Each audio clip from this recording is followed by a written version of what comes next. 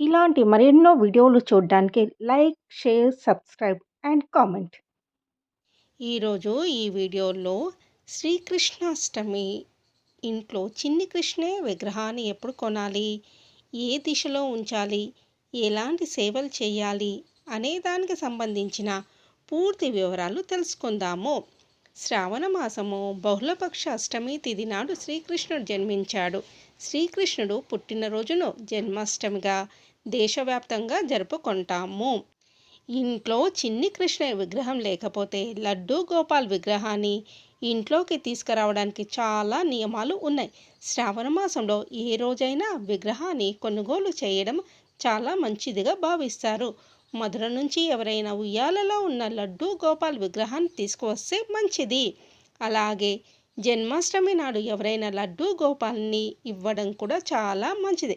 శ్రీకృష్ణుడు బాల రూపాన్నే లడ్డూ గోపాల్గా పిలుస్తారు. మీరు మొదటిసారి లడ్డూ గోపాల్ విగ్రహానికి ఇంటికి తీసుకొస్తున్నట్టయితే జన్మాష్టమి రోజున తీసుకురావడం చాలా మంచిది. శ్రావణ మాసము అత్యంత పవిత్రమైనది. ఈ మాసంలో ఏ రోజైనా తీసుకురావచ్చును. లడ్డూ గోపాల్ విగ్రహాన్ని ఏ దిశలో పెట్టాలో తెలుసుకుందాము. వాస్తు ప్రకారము ఈశాన్య దిశను దేవతల దిశగా పిలుస్తారు. ఈ దిశలో లడ్డూ గోపాల్ని ప్రతిష్ఠించడము చాలా శ్రేయస్కరం. అలాగే ఇంటి పూజా మందిరంలోనూ కూడా పెట్టుకోవచ్చు. ఒక పీట వేసి దాని మీద విగ్రహాన్ని ప్రతిష్ఠించాలి. ఉయ్యాలలో ఉన్న బాల గోపాలుడు విగ్రహం పెట్టడం శుభప్రదంగా భావిస్తారు. మీకు తోచిన విధంగా చిన్ని చిన్ని దుస్తులు, ఆభరణాలు, కిరీటం వంటి వాటితో అందంగా అలంకరించాలి.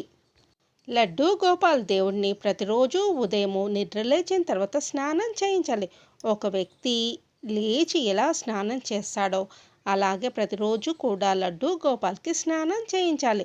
మనం ప్రతిరోజు నిద్రలేచి నిద్రపోయేలా లడ్డూ గోపాల్ని కూడా అదే విధంగా నిద్రలేపాలి. మరియు లాలిపాటలు పాడి నిద్రపోయేలా చూడాలి.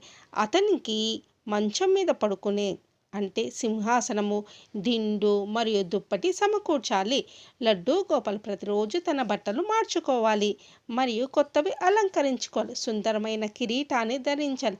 అతని చేతుల్లో వేణువును ఉంచాలి. నుదుటిన చందన తిలకాన్ని దిద్దాలి. లడ్డూ గోపాల్కి సాత్విక భోజనాన్ని అందించాలి.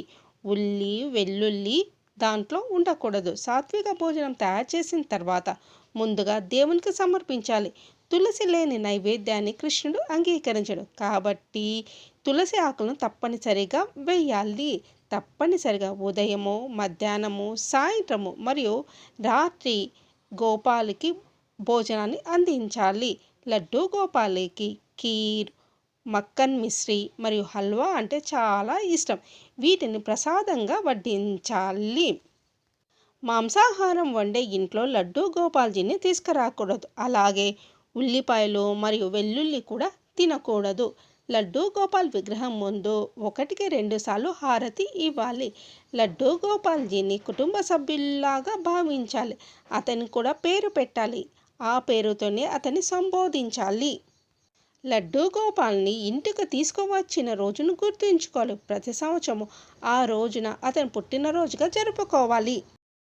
2024 సంవత్సరము జన్మాష్టమి పూజ శుభ ముహూర్తము ఆగస్టు 26, 2024 సోమవారం ఉదయం 3:39 అష్టమి తిథి ప్రారంభమై ఆగస్టు 27, 2024 మంగళవారం మధ్యాహ్నం 2:19 అష్టమి తిథి ముగుస్తుంది. రోహిణీ నక్షత్రం ప్రారంభము ఆగస్టు 26, 2024 సోమవారం మధ్యాహ్నం 3:55 ప్రారంభమై ఆగస్టు 27, 2024 మంగళవారం మధ్యాహ్నం 3:38 రోహిణీ నక్షత్రము ముగుస్తుంది. నిశిత పూజా సమయము ఆగస్టు 27 మంగళవారం అర్ధరాత్రి 12:06 నుంచి 12:51 వరకు. దహీ హండి ఉట్టి కొట్టే వేడుక 27 మంగళవారం రోజున నిర్వహించాలి.